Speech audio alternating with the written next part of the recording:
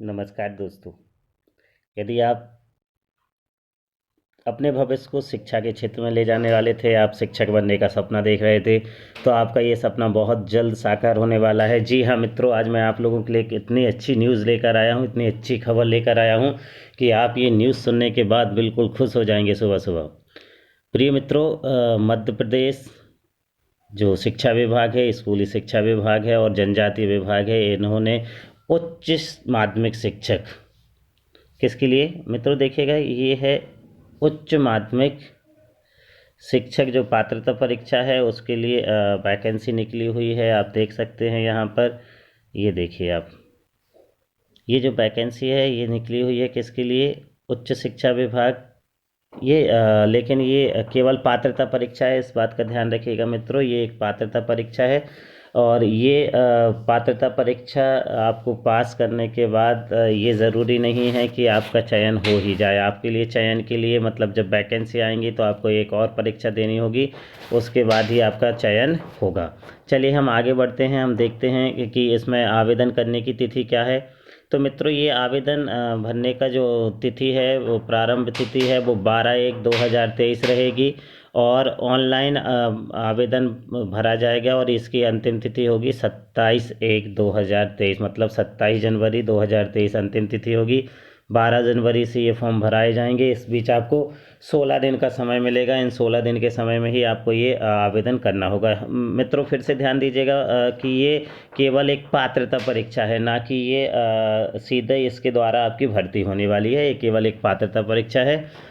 अब ये आवेदन पत्र में यदि आप कोई गलती करते हैं, कोई संशोधन कराना चाहते हैं, तो 12 जनवरी से ही ये आपका संशोधन शुरू हो जाएगा और कब तक चलेगा, ये 1 फरवरी तक आप इसमें संशोधन कर सकते हैं। चलिए हम आगे बढ़ते हैं, देखते हैं कि और मुख्य जानकारी इसमें क्या क्या है। तो प्रिय मित्रों देखिए इसमें मुख्य जानकारी क्या क्या है कि आपको जो ये इसकी परीक्षा होगी वो भी आपके लिए बहुत लंबा समय नहीं है। 1 मार्च 2023 बुधवार से इसकी परीक्षाएं आरंभ हो जाएंगी। मतलब आपके पास अभी केवल 2 माह का समय है, आपको 2 माह में ही तैयारी करनी है।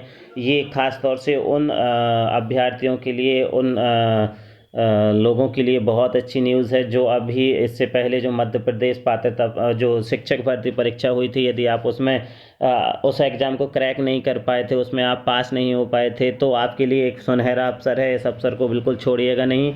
ये पात्रता परीक्षा है और एक बात का ध्यान रखिए मित्रों, जिन्होंने 2018 में इस परीक्षा को उत्तीर्ण कर रखा है उनको ये परीक्षा देने की ज़रूरत नहीं है। आप बिना ही परीक्षा दिए उसमें आप पात्र माने जाएंगे, क्योंकि अब ये जो पात्रता परीक्षा है ये आजीवन रहेगी, इस बात का ध्यान रखिएगा। चलिए हम आगे देखते हैं कि जो स्कूली शिक्षा विभाग है इसमें आपकी फ़ीस कितने लगने वाली है। तो अनारक्षित जो अभ्यर्थी हैं उनके लिए 500 रुपये प्रति प्रश्न पत्र के अनुसार आपको फ़ीस लगेगी और स्कूल शिक्षा विभाग उसका 100 रुपये फ़ीस अलग से लेगा। तो इस प्रकार आपको कुल 600 रुपये इसमें देने होंगे इस परीक्षा फॉर्म को भरने के लिए, पात्रता परीक्षा फॉर्म को भरने के लिए, यदि आप अनारक्षित वर्ग के हैं। यदि आप आरक्षित वर्ग के हैं, अनुसूचित जाति, अनुसूचित जनजाति, जनजाति, पिछड़ा वर्ग, निःशक्त अभ्यर्थी हैं, लेकिन केवल मध्य प्रदेश के मूल निवासी हैं, तो आपको 300 रुपये खर्च करने होंगे। इसके बाद आप इस पात्रता परीक्षा का ऑनलाइन आवेदन कीजिए, 300 रुपये परीक्षा फ़ीस जमा कीजिए और इसमें जो पोर्टल फ़ीस लगेगी वो 20 रुपये लगेगी। आप देख सकते हैं, यानी आप 700, 650 और 350 रुपये के आसपास ही आपका खर्च आएगा और इसमें आप अपना फॉर्म जमा कर पाएंगे और आप इस परीक्षा में बैठ पाएंगे पात्रता परीक्षा के लिए। चलिए यहाँ हम कुछ महत्वपूर्ण तिथियाँ देख लें। इसमें जो महत्वपूर्ण तिथि हैं वो देखिए, ये परीक्षा की जो तिथि है वो कब से है और कब तक रहेगी। तो ये परीक्षा की जो तिथि है, ये अभी जो संभावित दिनांक दिया जा रहा है वो 1 मार्च 2023 बुधवार से ये परीक्षाएं प्रारंभ हो जाएंगी। ये 2 पालियों में चलेंगी, प्रथम और द्वितीय पाली। पहली पाली जो होगी वो 7 बजे से 8 बजे के बीच आपको अभ्यर्थी को रिपोर्टिंग करनी होगी, उनका रिपोर्टिंग समय रहेगा। और द्वितीय पाली के लिए आपको दोपहर 12 बजे से 1 बजे के बीच रिपोर्टिंग रहेगी।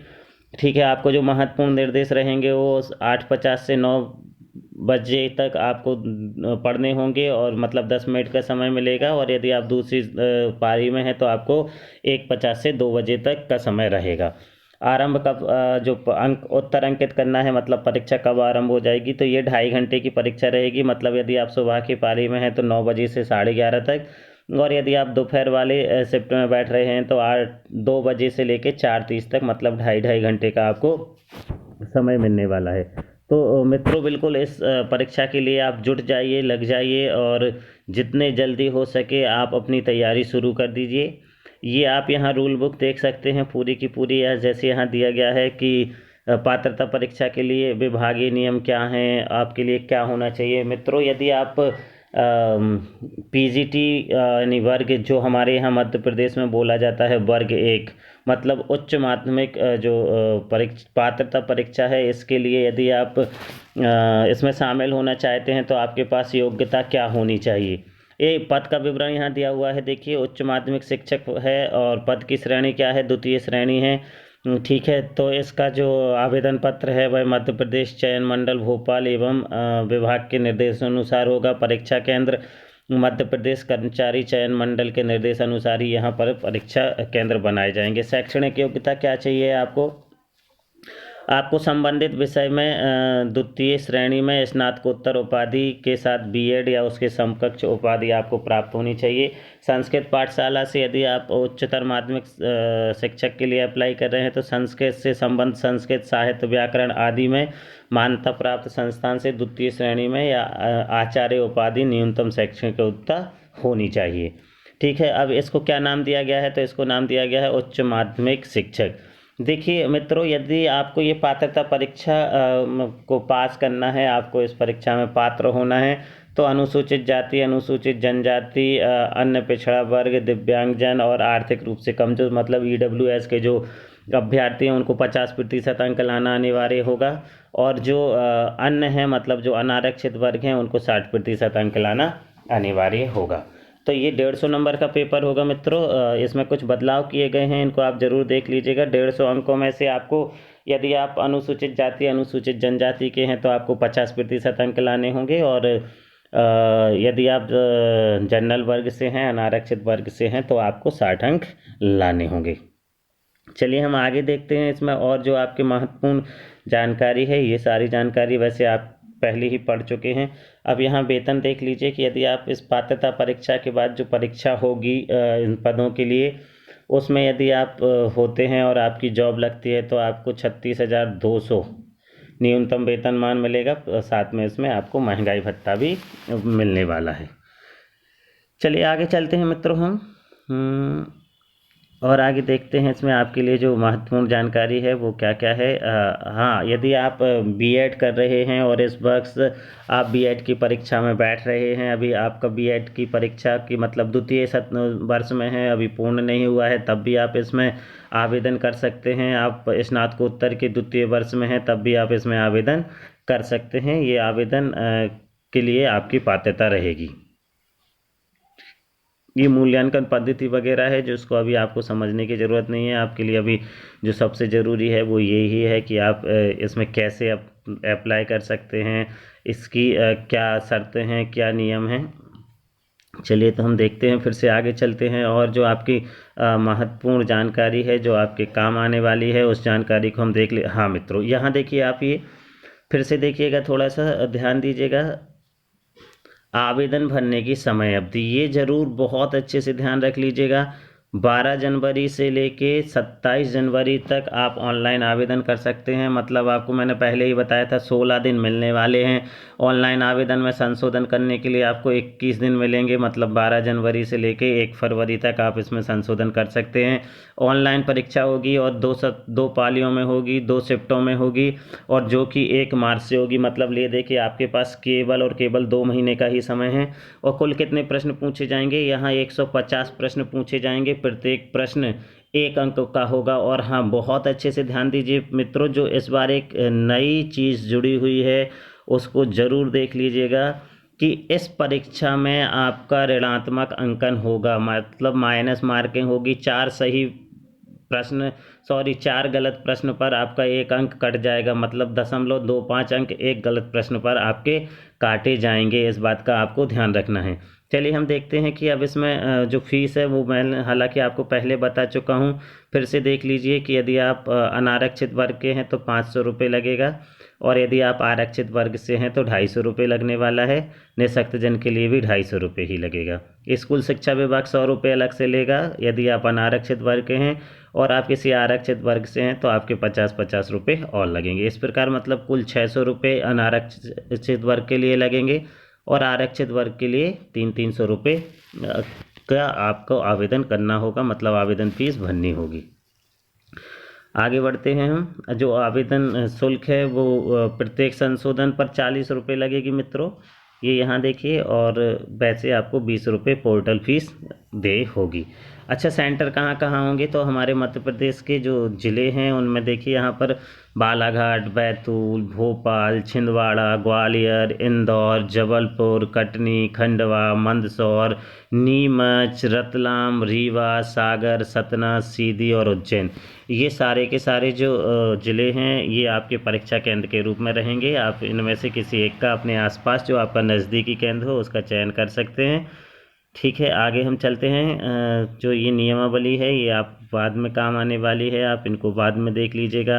अब हम चलते हैं मुख्य रूप से विषय वस्तु, मतलब आपसे किस प्रकार से प्रश्न किए जाने वाले हैं और किस प्रकार से आपको तैयारी करनी है।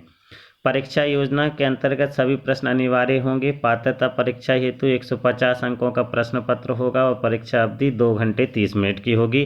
पात्रता परीक्षा में सभी प्रश्न बहुविकल्पीय मतलब MCQ होंगे, जिनके 4 विकल्प में से आपको एक सही विकल्प का चयन करना होगा।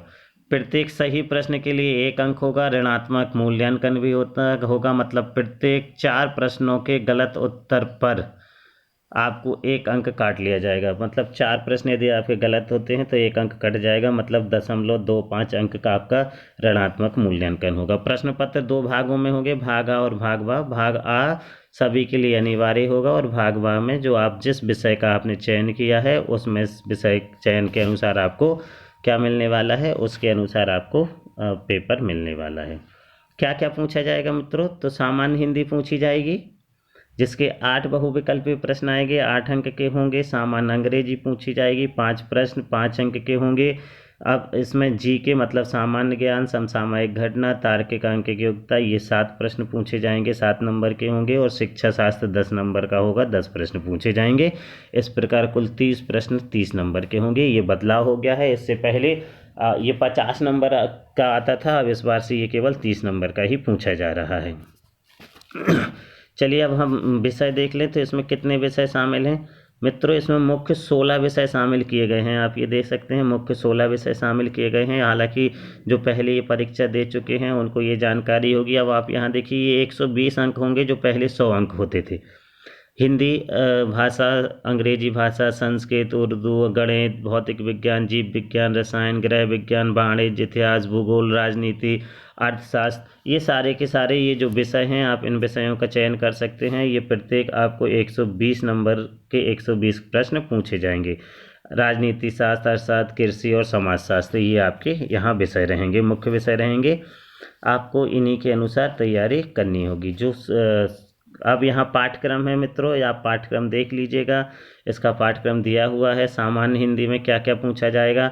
सामान्य हिंदी में आपको विलोम, शब्दावली, व्याकरण, समानार्थक शब्द, वाक्यों का अनुवाद, रिक्त स्थानों की पूर्ति, त्रुटि का पता लगाना, परिच्छेद, वाक्यांश, मुहावरे, बहुवचन, ये सामान्य हिंदी में आएगा। दोस्तों आप यहाँ पर मेरे इस चैनल पर ये सामान्य हिंदी पढ़ सकते हैं, इसका अध्ययन आप यहाँ कर सकते हैं मेरे चैनल से जुड़कर, मेरे चैनल को सब्सक्राइब कर। तो मित्रों हम आगे बढ़ते हैं, आगे देखते हैं कि आपको कैसे इसकी तैयारी करनी है। तार्किक योग्यता से संबंधित इन सारी चीज़ों को आप देख लीजिएगा। ये जो यदि आप CTET में बैठे हैं या इससे पहले आपने परीक्षा दी है तो ये सारे के सारे आपको काम आने वाले हैं। हिंदी का जो पाठ्यक्रम है वो यहाँ दिया हुआ है, इसका मैं एक अलग से आपको वीडियो बना कर दूंगा, उसमें आप ये सारी जानकारी ले सकते हैं। तो मित्रों तैयारी करने में लग जाइए, आप लोग जुड़ जाइए और अपना शिक्षक बनने का सपना पूरा कीजिए और अपने इस चैनल से जुड़े रहिए। धन्यवाद।